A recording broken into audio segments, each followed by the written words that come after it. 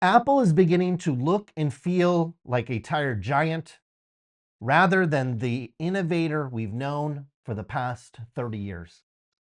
That was from our January 3rd issue of The Bleeding Edge. And at the time, Apple was still the most valuable company in the world. But things have really only gotten worse since then for the iPhone maker.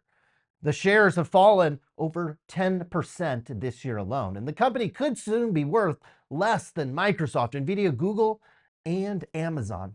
It's beginning to feel like Apple has permanently lost its ability to innovate in a tech landscape that is constantly changing every single day thanks to artificial intelligence.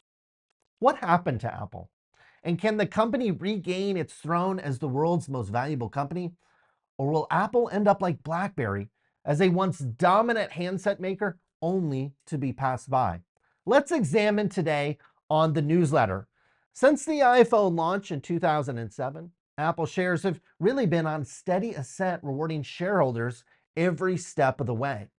But over the past several years, the release of the iPhone has been met with memes and jokes online about how the phone is nearly exactly the same as the year before.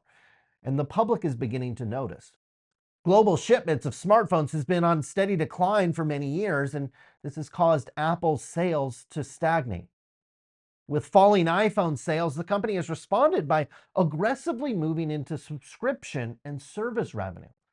And this has brought in some high margin sales and revenue, but it's coming at a price, one that can dismantle Apple permanently. That's because the company has relied on taxing every single dollar that flows through its ecosystem. From dating apps to video games, Apple collects as much as a 30% fee from these developers. That has caused many application makers to strike back. Netflix, for example, doesn't allow you to pay through its app to avoid paying this fee to Apple.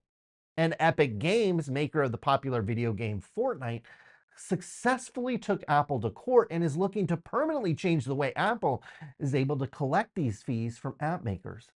I expect a positive impact for dating companies like Match Group and Bumble. Both could see meaningful increase in their revenue, with Apple's fees potentially being slashed. With stalling iPhone, tablet, and computer sales, a loss of high margin service revenue could bring shares of Apple down even further.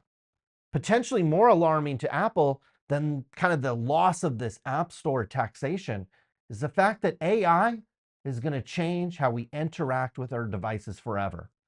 Just like how Apple changed the game in 2007 with the iPhone, AI is set to do the same with communication devices going forward.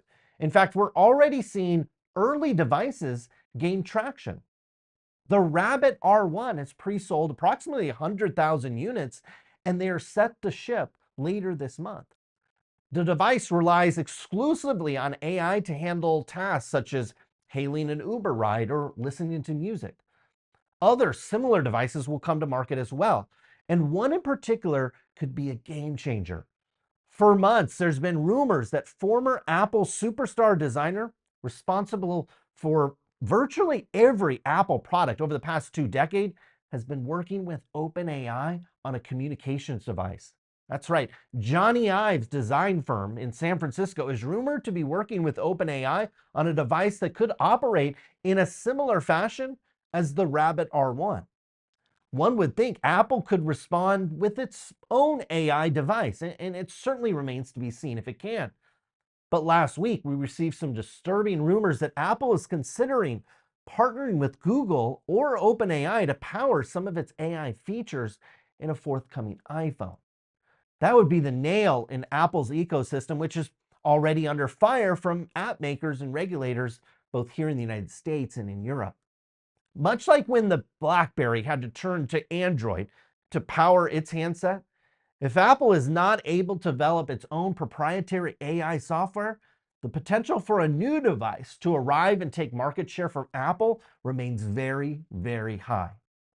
In the changing landscape of this technology, it's important to remember that innovation is always paramount. Taxing application makers and small tweaks to the iPhone isn't going to get the job done for Apple, and I expect shares to continue to underperform the broader tech sector. That was the Bleeding Edge for today. I hope you all have a wonderful weekend. I'll see you again next week.